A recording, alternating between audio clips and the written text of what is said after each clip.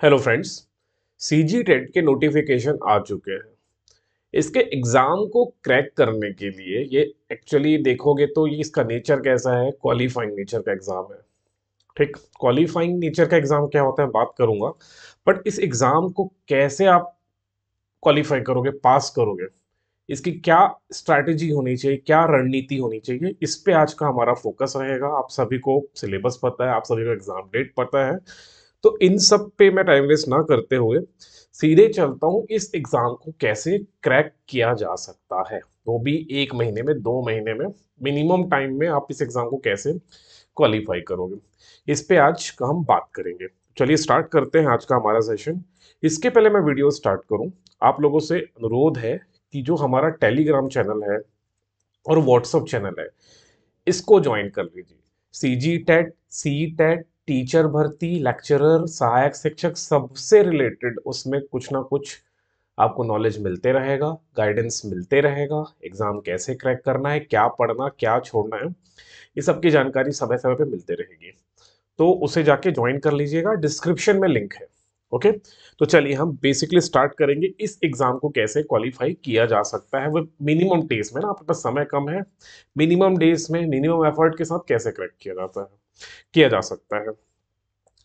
अगर CG TET की हम बात करें या सी टेट की बात करें, दोनों ही दो पार्ट में डिवाइडेड है। पहले को बोलते हैं प्राइमरी लेवल।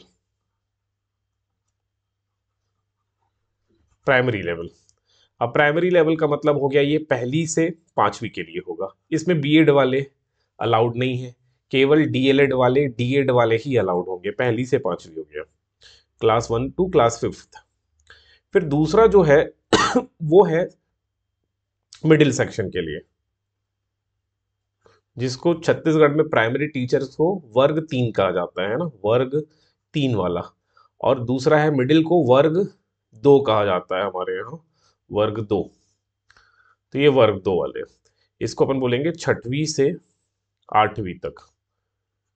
6वीं से 8वीं तक ये दो सेक्शन में, दो कैटेगरी में होने वाला है। मिडिल के लिए बीएड वाले भी भर सकते हैं, और डीएड वाले या डीएलएड वाले, जिस भी नाम से जाना जाता है। अब तो डीएड होता नहीं, अब डीएलएड होता है ना। तो इसके नाम से हम दोनों भर सकते हैं, लेकिन प्राइमरी के लिए केवल बीएड वाले अलाउ नहीं है। प्राइमरी के लिए वो केवल डीएड या फिर डीएलएड वाले। ठीक है, ये सब पता होगा आप लोग को, है ना, हालांकि मैं पर फिर से बता दे रहा हूँ, आप सभी को पता है। बेसिकली हम लोग बात करने वाले हैं इस एग्जाम की स्ट्रैटेजी क्या रहेगी, इस एग्जाम को कैसे क्रैक किया जा सकता है। एकदम 100% चांस है कि क्रैक होगा। पहली बात ये है क्वालिफाइंग नेचर। क्वालिफाइंग नेचर का मतलब क्या होता है, ऐसा एग्जाम जिसमें एक मिनिमम नंबर आप ले आते हैं, कम से कम जो नंबर है मिनिमम या न्यूनतम मार्क्स, अगर वो न्यूनतम मार्क्स, मिनिमम मार्क्स या न्यूनतम अंक आप ले आते हैं तो परीक्षा निकलेगा। इसमें कोई फिक्स्ड नंबर ऑफ पर्सन ही इस एग्जाम को पास करेंगे ऐसा नहीं है। जैसे कि कुछ दूसरी वैकेंसी आती है, जैसे शिक्षक की ही भर्ती आती है, अगर उसमें मान लो 2000 पद है, तो 2000 का ही सिलेक्शन होगा। 2001 जो जस्ट 2001 पे होगा, इसका नहीं होगा। ठीक है, ये क्वालिफाई नहीं है, सिलेक्शन होता है। लेकिन इसमें क्या है, आपको 60% का क्राइटेरिया है, और S T S C OBC non creamy layer के लिए 50% का क्राइटेरिया है। 50% अंक ले आते हैं, हो गए 150 नंबर का परीक्षा है। 60% मतलब 90 अंक, और 50% मतलब 75 अंक। इतना मार्क्स अगर ले आते हो तो आपका एग्जाम निकल गया। अब इसमें कितने लोगों का निकलेगा ये नहीं है, इतना मिनिमम अंक लाना है। इतना, ये जो न्यूनतम अंक है, ये हो गया यूआर के लिए, और ये एस टी एस सी और ओबीसी नॉन क्रीमिलियर ना। अगर ओबीसी क्रीमिलियर वाले हो तो 60% लाना पड़ेगा। तब के केस में 50%, ठीक है, 150 का 50% मतलब होता है 75 मार्क्स लाओगे तो निकल जाएगा।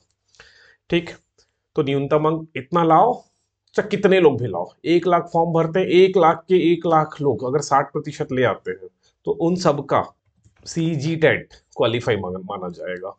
ठीक, तो ये हो गई न्यूनतम अंक, मिनिमम जो मार्क्स जो है।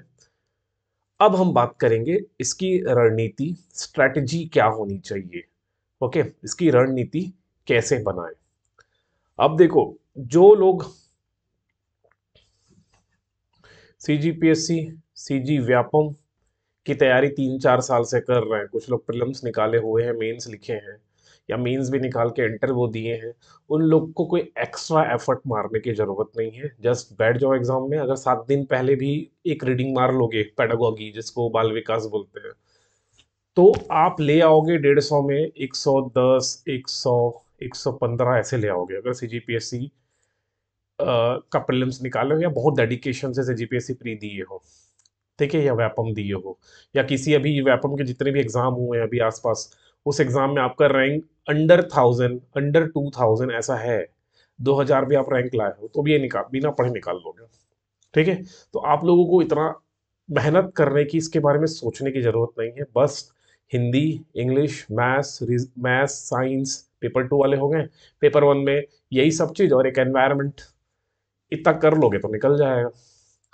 लेकिन मैं बात उनकी कर रहा हूं जो ना तो कभी सीजीपीएससी का फॉर्म भरे हैं, ना कभी किसी एग्जाम की तैयारी की है, एकदम फ्रेशर्स है, या तो दिए होंगे केवल टीचर भर्ती, सी टेट, सीजी टेट ही दे रहे हैं और लगातार असफल हो रहे हैं।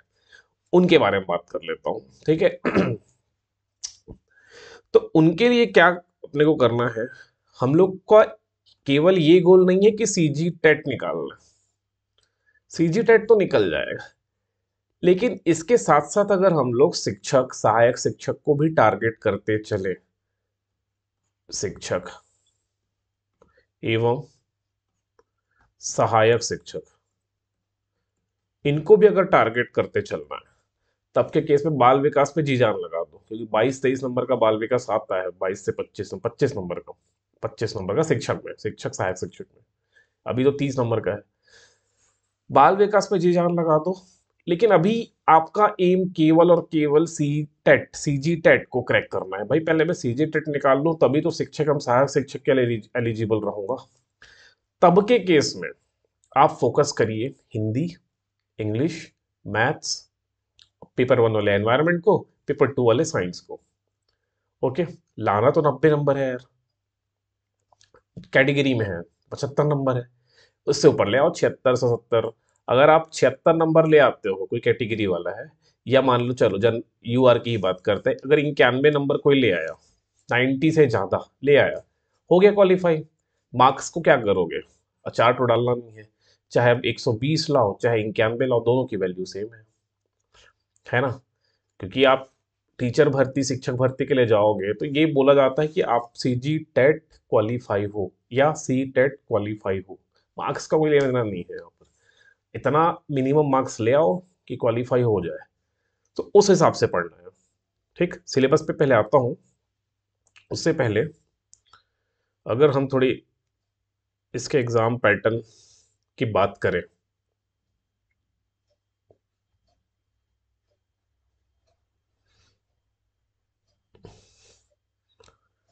पहले तो कोई नेगेटिव मार्किंग नहीं है, दिमाग में रख लो, किसी भी प्रकार की निगेटिव मार्किंग नहीं है ना, किसी प्रकार की नेगेटिव मार्किंग का क्राइटेरिया इसमें नहीं है। एमसीक्यू क्वेश्चन होते हैं, 150 प्रश्न पूछे जाएंगे, कोई नेगेटिव ऋणात्मक अंक, नेगेटिव मार्किंग का कॉन्सेप्ट नहीं है। तो दिमाग में ये ठूस के रख लो, एग्जामिनेशन हॉल में आपको 150 के 150 अटेम्प्ट करना है ना। ऐसा नहीं कि इसको छोड़ देता हूँ, नहीं बना, नहीं बना तो टिक मारना, तुक्का लगा और आगे बढ़, है ना। अब ऐसा मत सोचना इसको छोड़ देता हूँ बाद में आके सोचूंगा, सोचने वाला रहेगा तभी सोचना। लेकिन अगर ऐसा लग रहा है कि कोई बाल विकास के किसी फिलोसोफर से क्वेश्चन आ गया और पढ़ा ही नहीं लाइफ में, तो अभी से तुक्का मारा और आगे बढ़ा, उसमें सोचने की जरा टाइम वेस्ट नहीं करना है। तो कोई नेगेटिव मार्किंग है नहीं, तो अभी से ये दिमाग में बैठा लो कि 150 के 150 अटेम्प्ट करना है, नेगेटिव मार्किंग तो है नहीं भाई इसमें। और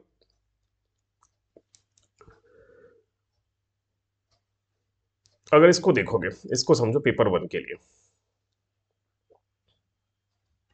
पेपर फर्स्ट, ये सीडीपी है, बाल विकास, 30 अंक आता है। इसके लिए क्या करना है, डेली एक टॉपिक को कागज में नोट्स बनाना है और उसको रटना है, एक टॉपिक। मान लो अब भाई पूरे सिलेबस को 30 टॉपिक में बांट लो, पूरे सिलेबस को 30 टॉपिक्स में बांट लीजिए, पूरे सिलेबस को कैसे बांटना है बता दूंगा अभी एंड में।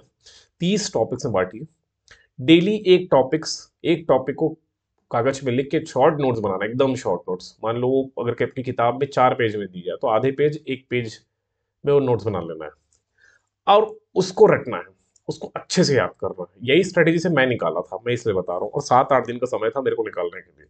मैं इसी स्ट्रेटेजी में दोनों सीजी टेट, सी टेट, चारों पेपर, अब समझिए, ऐसा नहीं कि मैं नहीं निकाला हूं, इसलिए बता रहा हूँ, निकला है तभी आपसे शेयर कर रहा हूँ ना। लैंग्वेज समझ गए, सीडीपी को, ये चाहे पेपर 1 हो चाहे पेपर 2, बोथ पेपर की बात कर रहा हूँ मैं। आप सीडीपी दोनों का लगभग लगभग सेम ही है, थोड़ा बहुत ऊपर नीचे ऐसा लिख दिया होगा बट है सेम। ओके, तो 30 टॉपिक्स पर डिवाइड करिए, डेली एक टॉपिक्स को कागज में लिख के नोट्स बनाना है। नोट्स कैसे बनाओगे मैं टेलीग्राम में डाल दूंगा, व्हाट्सअप चैनल ग्रुप में डाल दूंगा, इस प्रकार से मैं नोट्स बनाया था, मैं दिखा दूंगा, ठीक है। और फिर है लैंग्वेज 1 हिंदी, ये सीडीपी का समझ में आ गया ना, डेली एक टॉपिक्स का नोट्स बनाना है, क्योंकि इसमें बहुत सारे फिलोसोफर आएंगे जो बाल विकास के क्षेत्र में अपना योगदान दिए हैं, उनके बारे में पढ़ना है। उन सबकी अलग अलग थ्योरी होगी, कोई बोलेगा इस पे, कोई बोलेगा इस पे, स्किनर हो गए है ना, इस तरह के बहुत सारे आपको पढ़ना है। तो कागज से बनाना है और उसको याद करना है, डेली एक करना है, 30 टॉपिक्स में डिवाइड कर लो। फिर आती है हिंदी। भाई छत्तीसगढ़ में सबके सब 95% लोग हिंदी मीडियम वाले होते हैं, हिंदी पट्टी वाले, भले इंग्लिश मीडियम से पढ़ के आ गए हैं, ठीक, और इंग्लिश तो आती नहीं है। तो we are dependent on Hindi, हम लोग सब हिंदी पर डिपेंड होकर जाते हैं। 30 नंबर का है भाई ये। इस 30 में टारगेट करना है कि नहीं नहीं मैं 20 से ऊपर लाना, 20 से नीचे जाना ही नहीं है मेरे को। तो शिक्षक भर्ती में इसका अच्छा इम्पैक्ट है हिंदी का। हिंदी की प्रैक्टिस अच्छे से करनी है। हिंदी कैसे करना है बताऊंगा, इसको बताऊंगा आगे। फिर आती है इंग्लिश। ये अच्छी बात है कि इसमें कोई ग्रामर बेस्ड कोई है ही नहीं। अगर हम सिलेबस की बात करें तो ग्रामर है ही नहीं, पेडागॉजी है सीधे सीधे। अगर आप देखोगे तो इंग्लिश में सीधा चलता हूं मैं, ये रहा इंग्लिश। 30 क्वेश्चन आ रहे हैं अंग्रेजी से, ध्यान से समझिएगा। भाई हर एग्जाम को क्रैक करने के लिए आपकी अलग रणनीति होती है, अलग तरीके से आप प्लान बनाओगे। अगर वैकेंसी 30 है, 30 लोगों का ही होना है, अलग रणनीति होगा। वैकेंसी 1500 है, इसकी रणनीति अलग रहेगा। वैकेंसी अनलिमिटेड है, बस वो मिनिमम मार्क्स को क्वालिफाई करना, मिनिमम मार्क्स तक पहुंच गए निकलेगा, मिनिमम मार्क्स तक पहुंच गए निकलेगा। अनलिमिटेड है, रणनीति अलग होगी। और इसमें वैकेंसी तो जैसा कोई चीज नहीं है, अनलिमिटेड है, सबका निकलेगा। अगर आप 60% और 50% वाला क्राइटेरिया पहुंच जा रहे हो तो समझ में आ रहा है ना। तो थोड़ा इन सब चीजों पे ध्यान देते हुए हमारी जो रणनीति है, स्ट्रेटजी है, ये होनी चाहिए। मैं बात करता हूं अंग्रेजी की। कॉम्प्रीहेंशन है यहाँ पर दिया है ना, कॉम्प्रीहेंशन। इसमें क्या होगा, एक पैसेज होगा, एक अनसीन पैसेज, जिसको हम लोग बोलते थे पद्यांश गद्यांश बोलते थे ना, उसके फॉर्म में कुछ लिखा आता था, गद्य के फॉर्म में, पद्य के फॉर्म में। तो वैसे ही यहाँ एक पैसेज होगा, उसको आप पढ़ोगे और पढ़ने के बाद क्वेश्चन को हल करोगे, है ना। एक बड़ा सा कहानी जैसा दे दिया है, ये कहानी दे दिया है, अब कहानी लिखा है, कहानी को पढ़ लो अच्छे से। पढ़ने के बाद कुछ क्वेश्चन दिए होंगे, 5-7 क्वेश्चन, उसको हल करना है, ठीक। उसको बोलते हैं अनसीन पैसेज। अब अनसीन पैसेज की प्रैक्टिस इसलिए इंपॉर्टेंट है कि कहानी होगा 1 पेज का। वो 1 पेज पढ़ने में अंडरस्टैंडिंग आपकी कितनी है, इंग्लिश आप कितना अच्छे समझ पाते हो, उस पर डिपेंड करता है। तो ये कॉम्प्रिहेंशन वाला, इसकी अप्रोच प्रैक्टिस बेस्ड है। इसमें नहीं पता कौन सा पैसेज मिलेगा, मुझे नहीं पता, बट मुझे अगर स्टोरी पता है, स्टोरी पढ़ना आता है, इंग्लिश का स्टोरी पढ़ना आता है, और उसको मैं एनालिसिस कर लूँ अपने दिमाग में कि इसका मतलब ये है, इसका मतलब ये है, और उसको मैं अंडरलाइन कर लूँ, तब मेरे से क्वेश्चन बनेगा, अदरवाइज मैं भूलते जाऊंगा, मैं खोजना पड़ेगा मेरे को। ठीक है। फिर भी अगर इंग्लिश नहीं ही आती, तब क्या करना है? तब क्या करना है? डेली एक छोटा इंग्लिश का कहानी पढ़ो। 8वीं क्लास का किताब उठा लो, 7वीं क्लास का किताब उठा लो, 6वीं का उठा लो, 9वीं का उठा लो, 10वीं तक इंग्लिश की किताब उठाओ। ओके, किताब कहाँ मिलेगी? नहीं है हमारे पास, तो इंटरनेट से डाउनलोड करो, एनसीईआरटी डाउनलोड कर लो, मिल जाएगा यार ऐप्स। एक एक कहानी पढ़ो डेली, एक कहानी पढ़ो और अपनी अंडरस्टैंडिंग अच्छा कर लो। यहाँ भी काम आएगा और शिक्षक भर्ती में भी काम आएगा, तो पढ़ना पड़ेगा। यहाँ तो चलो इंग्लिश छोड़ के भी आप सीजी टेट निकाल लोगे, है ना, बोलोगे मेरे को इंग्लिश आता ही नहीं, मैं छोड़ देता हूँ, मैं पेडागोगी पे भी मेहनत कर लूंगा। लेकिन शिक्षक भर्ती के लिए तो करना पड़ेगा, और अभी समय है, तो किया जा सकता है। पूरा जनवरी है, पूरा दिसंबर है, 15 दिन नवंबर है, किया जा सकता है। वही बोलूंगा, डेली एक स्टोरी पढ़िए, डेली। इजी से चालू करिए, 6वीं से। अगर एकदम ऐसा लग रहा है कि इंग्लिश नहीं हो पा रहा है, तो एक काम करिए, 6वीं क्लास से स्टार्ट करिए, 7वीं क्लास की एक स्टोरी पढ़िए, और स्टोरी पढ़ने के बाद समझने का प्रयास करिए क्या बोल रहा है, कहाँ पर क्या मीनिंग, वर्ड मीनिंग निकालिए, कुछ भी निकालिए। आधा घंटा दीजिए अपने आपको डेली इसके लिए, 30 मिनट्स। ठीक है, डेली करिए। 20-25 दिन बाद आप सीजी टेट के प्रीवियस ईयर पेपर को, कंप्रीहेंशन वाले सेक्शन को उठा के हल करने का प्रयास करिए, आपसे बनना चालू हो जाएगा, मैं गारंटी दे रहा हूँ आपसे बनना चालू हो जाएगा। तो ये अप्रोच लगाइए।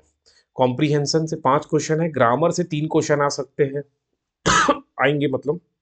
और वोकैब मतलब मीनिंग हो गया, सिनोनिम, एंटोनिम, इस तरह के कुछ कुछ क्वेश्चन बन सकते हैं। तो 5, 3, 8, 2, 10 नंबर का इस प्रोज वाले पैसेज से आएगा, और एक पोएम मिलेगा आपको, उससे 3, 2, 5 नंबर का, तो 10, 5, 15 नंबर के। यहाँ भी एक पैसेज होगा, लेकिन पोयम वाला थोड़ा पढ़ना कठिन होता है, कवि किस प्रकार से विवरण लिखा है, किस प्रकार से चर्चा की है, वो थोड़ा कठिन हो जाता है। ये ए वाला कंपेरेटिवली ज़्यादा आसान होगा, ये जो ए वाला है इसको करना ज़्यादा इजी है। ठीक है, जो प्रोज पैसेज है एज कंपेयर पोयम वाला। ऐसा नहीं कि पोयम वाला नहीं कर सकते, बट पोयम वाला कवि कभी नदी पहाड़ की कल्पना सूरज से कर लेता है, नदी पहाड़ की कल्पना किसी और से कर लेता है, और वो हमको समझ में नहीं आता, तो वहां थोड़ी दिक्कत हो सकती है। ठीक, फिर भी प्रैक्टिस बेस्ड है। आप इंग्लिश का पढ़िए तो डेली एक कहानी पढ़िए, एक कविता पढ़ लीजिए, समझ में आना चालू हो जाएगा। तो ये 15 नंबर तो आपके हाथ में है। ठीक, मैं बताता हूँ, बहुत सारे ऐसे बच्चे हैं जो ये 15 नंबर पे ज़्यादा फोकस करते ही नहीं, और 15 में 12-13 ले आते हैं। ला सकते हैं भाई, इंग्लिश आती है तो बन जाएगा। इंग्लिश आना भी जरूरी नहीं है यार। अगर आप, जैसे होते हैं ना, आज कई बच्चे हॉलीवुड की मूवीज देखते हैं, हिंदी मीडियम के हैं, हॉलीवुड की मूवीज देख रहे हैं, कुछ नॉवेल पढ़ते हैं, हिंदी मीडियम के बच्चे इंग्लिश में नॉवेल पढ़ रहे हैं। ओके, चेतन भगत हो गया, इस तरह नॉवेल पढ़ रहा है, तो इंग्लिश में थोड़ा कमांड आ गया है, अंडरस्टैंडिंग आ चुका है, ये सेक्शन कर लेते हैं वो। आप भी कर सकते हैं। ठीक, फिर आती है सेक्शन नंबर बी। ये है 15 मार्क्स, और ये है कोर पेडागोगी। कोर पेडागोगी, इसके लिए ये ऑलरेडी डिवाइड करके रखा है, 1, 2, 3, 4, 5, 6, 7, 8, 9। ये 9 टॉपिक्स पे डेली एक दिन, एक दिन पे आप हर दिन, 9 टॉपिक्स है ना, हर दिन एक टॉपिक्स का एक नोट्स बनाइए, कागज में लिखिए और उसको पढ़िए। ये 15 में 12 नंबर तो ले ही आओगे, 10 नंबर तो ले ही आओगे, एकदम एकदम आसान सेक्शन है। तो मतलब इंग्लिश ज्यादा इजी है एज कंपेयर हिंदी। हिंदी में तो पूरा ग्रामर भर दिया, पूरा ग्रामर पढ़ना है हिंदी में, सब आपको जानना, अक्षर, स्वर, व्यंजन, उस्वार, अनुनासिक क्या होता है सब जानना है, पद एवं पदभेद, संज्ञा, सर्वनाम सब जानना है, सब चीज इसमें डाल दी है। अगर देखो, समास, संधि सब डाल दी है। लेकिन ये इंग्लिश वाला तो आसान कर दिया हमारे लिए, काम इजी कर दिया। पेडागॉगी पढ़ लो। पेडागॉगी का मतलब कैसे पढ़ाना है, कैसे अंडरस्टैंड करना है, कैसे बच्चों को एक्सप्लेन करना है, स्किल्स क्या है, यही सब देखना है पेडागॉगी में। ठीक, और मैं आपको बता दूं, मैं अपनी कहानी बताता हूँ। मैं ये जो सेक्शन है कॉम्प्रीहेंशन वाला, तो पढ़ के ही नहीं गया था। ठीक, पढ़ के ही नहीं गया था, बट बना लिया था। ये इसमें दिक्कत हुई थी क्योंकि इंग्लिश पढ़ा नहीं था, तो ये पेडागोगी ऑफ लैंग्वेज डेवलपमेंट से मेरे से क्वेश्चन नहीं बन रहे थे। बट मैंने क्या किया, एलिमिनेशन टेक्निक लगाया। एलिमिनेशन का मतलब क्या होता है, हमारे पास 4 ऑप्शन होते हैं। ठीक, तो हमको अच्छा अच्छा सोचना है। ये मुझे किसी ने बता दिया था कि आपको अच्छा सोचना है। 4 ऑप्शन, जैसे एक क्वेश्चन दिया है कि बच्चा सीख नहीं रहा है तो क्या करेंगे। ऑप्शन ए, होमवर्क बढ़ा देंगे। ऑप्शन बी, पेरेंट्स से बुला के, मतलब उसके माँ पिता को बुला के शिकायत करेंगे, शिकायत। ऑप्शन सी, बच्चों का मनोबल बढ़ाने के लिए उसे कुछ मूवीज दिखाएंगे, कुछ मोटिवेशनल वीडियोस दिखाएंगे। एंड ऑप्शन डी, खूब मारेंगे। तो ये एलिमिनेशन से बन गया भाई, होमवर्क देना नेगेटिव है, पॉजिटिव नहीं है, शिकायत करना नेगेटिव है, मारना पीटना नेगेटिव है। अब ये सी का मुझे कोई इम्पैक्ट नहीं दिख रहा था कि भाई बच्चे का नहीं कर पा रहा है, वो वीक है, एग्जाम में कम मार्क्स ला रहा है या कुछ भी कर रहा है। बट ये तीन तो हो ही नहीं सकता, ना ए हो सकता है, ना बी हो सकता है, ना डी हो सकता है, और डेफिनेटली सी होगा। इस टेक्निक का यूज करके मैं पूरा सीडीपी जो 30 नंबर का है ना, चाइल्डहुड एंड डेवलपमेंट वाला सेक्शन, वो मैं कवर किया था। इवन इंग्लिश के क्वेश्चंस भी कवर कर लिया था। बस वो नहीं बने थे जो फिलोसफी से डायरेक्ट क्वेश्चन आ गए, स्किनर क्या बोल रहा है, ये क्या बोल रहा है, वो क्या बोल रहा है, वो मैं छोड़ दिया था। ठीक, तो ये टेक्निक करके आप निकाल सकते हो। समझ में आ रहा है? ये हो गया इंग्लिश के लिए। इंग्लिश के लिए इस प्रकार का अप्रोच आपकी होनी चाहिए। हिंदी में थोड़ा बात करूंगा, हिंदी थोड़े स्पेसिफिकली बात करना पड़ेगा हिंदी के लिए। फिर आती है मैथ। अगर मैथ देखोगे तो पेपर 1 में भी है, अब मैथ देखोगे तो पेपर 2 में भी है। ठीक है, ये चार चीज तो दोनों एग्जाम में कॉमन है। पेपर 1 पहली से पांचवी, पेपर 2 छठवीं से आठवीं। ये चार चीज, पहला सीडीपी, दूसरा हिंदी, तीसरा इंग्लिश, चौथा मैथ्स। ये चार सेक्शन दोनों में आने वाले हैं, तो चारों के लिए सेम अप्रोच होना चाहिए। मैथ्स, अब ऐसा लगता है कि मेरा मैथ्स उतना अच्छा नहीं है, उतना अच्छा नहीं है। ठीक है, तो क्या इसको छोड़ दूं कंप्लीटली? मेरा आंसर होगा नहीं, मत छोड़ो, समय कम दे दो, लेकिन बिल्कुल मत छोड़ो। ऐसा मत करो, क्योंकि फाइनल जब शिक्षक भर्ती आएगी उसमें तो मैथ्स करना ही पड़ेगा। उसमें आपको किसी भी हालत में मैथ्स करना है, तो मैथ्स को आप कंप्लीट छोड़ के नहीं जा सकते। क्या करना है, सिलेबस उठाते हैं ना, क्या करना है, सिलेबस उठाते हैं। ये तो मैथ्स की पेडागॉजी है। ठीक, यहां से चालू हो रहा है, इकाई 2 से स्टार्ट हो रहा है गणित आपका। अब गणित में ना 30 नंबर का गणित है, नहीं आता, मुझे नहीं आता। जैसे इसमें तो साइंस भी आ गया, ये पेपर 1 है।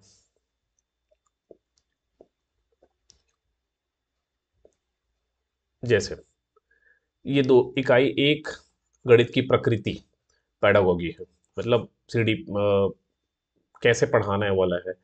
ये गणित सीखना, सीखना का आकलन, ये सब आप पढ़े होंगे। अब यहां से बेसिकली स्टार्ट हो रहा है आपका गणित।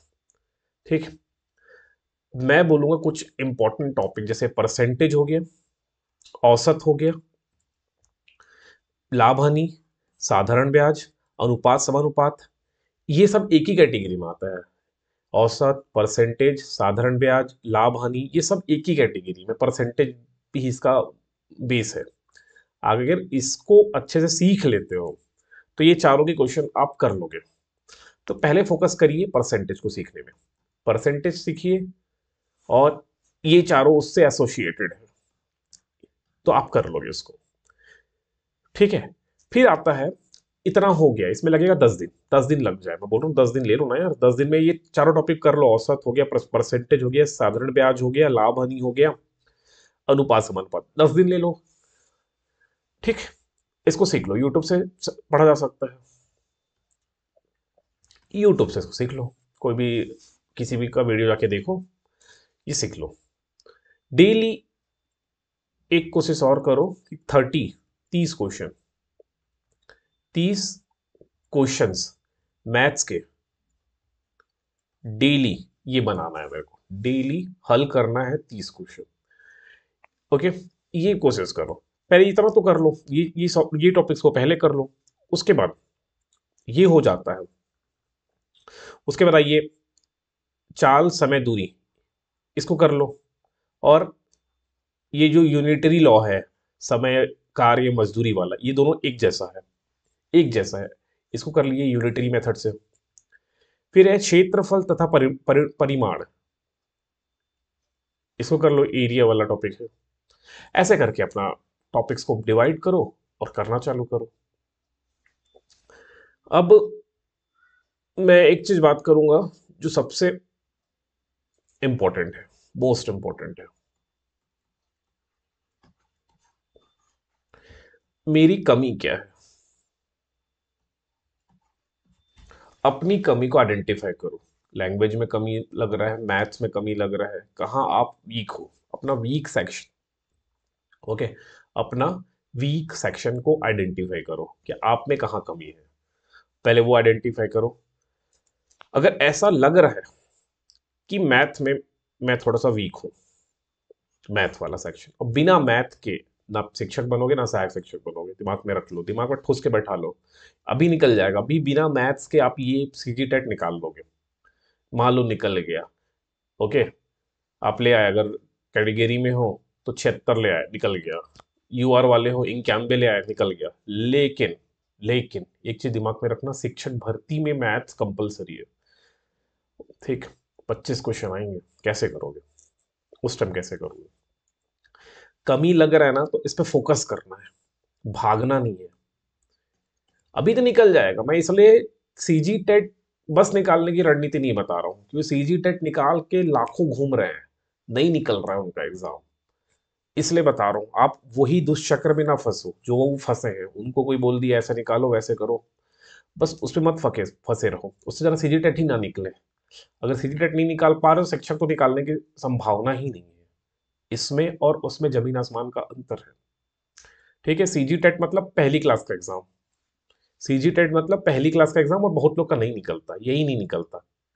कई लोग का व्हाट्सअप, मेरा व्हाट्सअप भरा है मैसेजेस से, ठीक है, कि उनका एग्जाम नहीं निकल रहा है, आप एग्जाम निकलवा दो सर, एग्जाम निकलवा दो। अरे मैं कैसे निकलवाऊं? तो पहली क्लास है, अगर पहली class, first class one, class one है सी टेट या सीजी टेट, और जो शिक्षक भर्ती है, जो रिक्रूटमेंट एग्जाम है, ये है आईएएस का एग्जाम। ऐसा समझ लो, इतना जमीन आसमान का अंतर है। पहली क्लास तो एग्जाम कोई पास कर लेगा, आईएएस का निकाल के दिखाया, इतना डिफरेंस हो जाता है। क्यों? यहाँ पर लिमिटेड वैकेंसी है, लिमिटेड है ना, और आजकल सबके पास बीएड डीएड है, कंपटीशन बहुत है। यहाँ तो क्वालिफाई नहीं चाहिए, अगर इतना नंबर ले आए तो निकल जाएगा। इसलिए बोल रहा हूँ, थोड़ा अपनी अप्रोच को बदलो, अपनी सोचने की क्षमता को थोड़ा बदलो, कि भाई शिक्षक तो बहुत आसान है, कोई भी निकाल दे रहा है, मैं भी निकाल लूंगा, ये दिमाग से हटा दो। 2023 के बाद सबके पास बीएड है। ठीक, 2023 में एक्चुअली वैकेंसी आ नहीं रहा है, तो जो सीजीपीएससी वाले हैं, चाहे कोई भी एग्जाम की तैयारी कर रहे हैं, सिविल सर्विस एग्जामिनेशन की तैयारी कर रहे हैं, उनके पास भी बीएड वो कर लिए हैं। ठीक है, 2 साल का समय लगा, वो बीएड कर लिए हैं, बीएड सबका कंप्लीट हो चुका है। तो मतलब है भाई, आपको फोकस करना चाहिए एग्जाम निकालने पे। ठीक, फिर वही क्वेश्चन, पहले मेरा सीजी टेट तो निकले, फिर मैं शिक्षक भर्ती के बारे में सोचूंगा। सीजी टेट निकाल लोगे, सीजी टेट का अचार डालोगे क्या? शिक्षक भर्ती नहीं निकाल पाओगे तो आपको आज से ही आप में क्या कमी है उसको आइडेंटिफाई करो। ऐसा लगता है कि पांचों सेक्शन में कमी है, तब तो जी जान लगा दो, नहीं तो शिक्षक भर्ती क्या सीजी टेट नहीं निकलेगा। सीजी टेट तो शिक्षक भर्ती बहुत दूर की बात है। बस आप रहोगे बीएड या डीएलएड, वही आपका लास्ट होगा। ना सीजी टेट स्टेप आएगा सेकंड स्टेप, और ना ही थर्ड स्टेप शिक्षक भर्ती आएगा, है ना। ठीक है, समझ में आ गया। हिंदी की थोड़ा बात कर लेते हैं, हिंदी छोटा हुआ है हमारा। हिंदी में कैसे करना है? हिंदी को ना दो सेक्शन में तोड़िए। एक, जो टॉपिक्स जैसे हो गए अक्षर, स्वर, व्यंजन, अनुस्वार, अनुनासिक ध्वनियां, ये एक पार्ट में दिया है, इसको एक पार्ट में दिया है, पार्ट एक। मार्क करते चलो मेरे साथ, ये पार्ट एक हो गया। लिंग, वचन और आदि लिख दिए ना, आदि लिख दिया मतलब बहुत कुछ इसमें आ जाएगा। लिंग वचन आदि लिखा है, एक बार पेपर 2 देख लेते हो, क्या क्या आदि में क्या आ जाएगा? लिंग वचन काल, ये आ जाएगा, और भी कुछ आएगा तो बताऊंगा। लिंग वचन काल, इसको डेट पार्ट 2 कर लिख लो, पार्ट 2, इसको पार्ट 2 लिखो। फिर संधि एवं संधि विच्छेद, संधि के 3 प्रकार, इसको पार्ट 3, ये मार्क करते चलो मेरे साथ आप लोग। एक दिन में एक पार्ट कम से कम खत्म करने का, या 2 दिन में एक पार्ट कम से कम खत्म करने का प्रयास करना है। संधि वाला तो एक दिन में हो नहीं सकता, वो 2 दिन जाएगा ही। फिर समास, एवं समास के भेद, इसको पार्ट 4 2 दिन लगेगा, सब समास भी काफी बड़ा है, 2 दिन लगबे करेगा। फिर आता है संज्ञा, और संज्ञा के प्रकार, कारक चिन्ह, सर्वनाम, विशेषण, क्रिया, ये पूरे इकाई 4 को 2 दिन का समय दीजिए। इसको मान लो पार्ट 5। ठीक। वाक्य परिचय, इसको मानो पार्ट 6, इसको भी लगेगा 2 दिन।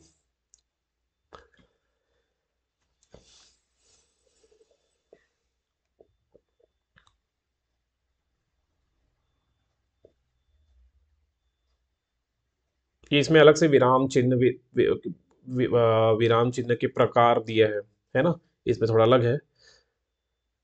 बाकी अब जो बच गया, क्या क्या बच गया, यहां लिखते चलता हूं। मुहावरे,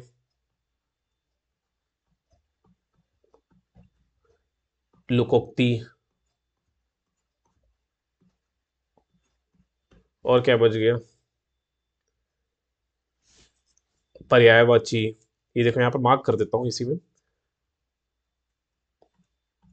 पर्यायवाची, विलोम शब्द, अनिकार्थी शब्द, तत्सम, तद्भव, देशज, विदेशज, और क्या बच गया, ये मुहावरे लोकोक्ति तो हो गया, और क्या बच गया इसके अलावा,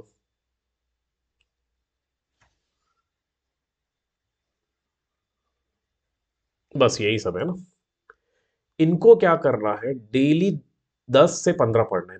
डेली आपको क्या करना है, 10 मुहावरे, डेली, डेली 10 मुहावरे, 10 लोकोक्ति, 10 पर्यायवाची शब्द, 10 जो है विलोम शब्द, 10 हो गया तत्सम, 10 हो गया तद्भव, 10 देशज हो गए, 10 विदेशज शब्द हो गए। इनको डेली इसको याद करना, डेली सुबह उठते साथ या रात में सोने से पहले डेली इसको करिए। रोज, रोज करिए, सुबह उठते साथ तो मत करो, डेली रात में कर लो, दोपहर में कर लो, जब थोड़ा लेजीनेस आए तब ये वाला टॉपिक करो। डेली 10 करना है, ओके, डेली 10 करना है इसको। तो उससे क्या होगा, पहले दिन 10 हो जाएगा, दूसरे दिन 20 हो गए, तीसरे दिन 30 हो गए, लेकिन रिवीजन करते जाना है। जैसे आज 10 कर लिया, अब कल 10 कर रहा हूं तो पहले इस 10 को रिवाइज करूंगा, इस 10 को पहले रिवाइज करूंगा। फिर तीसरे दिन नए 10 पढ़ उठाया, तो ये 10 और ये 10 को रिवीजन कर लिया। चौथे दिन फिर 10 उठाया, इसको इसको इसको रिवीजन कर दिया। जितना रिवीजन करोगे, जैसे इसको नए पढ़ने में 5 मिनट लग रहा है उदाहरण के लिए, तो ये तीनों को पढ़ने में 2 मिनट लगेगा। ठीक है, रिवीजन में कम समय लगेगा। फिर ये चारों को पढ़ने में भी 2 मिनट लगेगा, फिर ये पांचों को पढ़ने में भी 2 मिनट लगेगा। ऐसा नहीं कि आप बढ़ाते जा रहे हो ज्यादा समय लगेगा, नहीं लगेगा, क्योंकि रोज पढ़ रहे हो तो याद होते जाएगा वो चीज। यही तरीका है इसको निपटाने का, अदरवाइज कोई दूसरा तरीका नहीं हो सकता। ठीक। तो इस प्रकार से, इस रणनीति से आप हिंदी निपटा लोगे। और इवन इवन 30 में इस टेक्निक से पढ़ते हो तो 30 में 20-25 नंबर तो कहीं नहीं गया है, 20-25 नंबर तो कहीं नहीं गया है, ज्यादा ही लाओगे। समझ गए। फिर आता है पेपर 2 में साइंस, जो अपने आप में 11th के क्वेश्चन भी दिखाई देते हैं, 12th के क्वेश्चन भी दिखाई देते हैं कहीं कहीं, 9th के क्वेश्चन भी कहीं कहीं दिखाई देगा, 10th के क्वेश्चन भी कहीं कहीं दिखाई देगा। ठीक, दिखाई देगा डेफिनेटली, आप उठाओ प्रीवियस ईयर, दिखाई देता है। तो साइंस के लिए क्या करो, आपके पास कोई एक बढ़िया किताब उठाओ, जैसे कि है महेश कुमार बर्णवाल की किताब।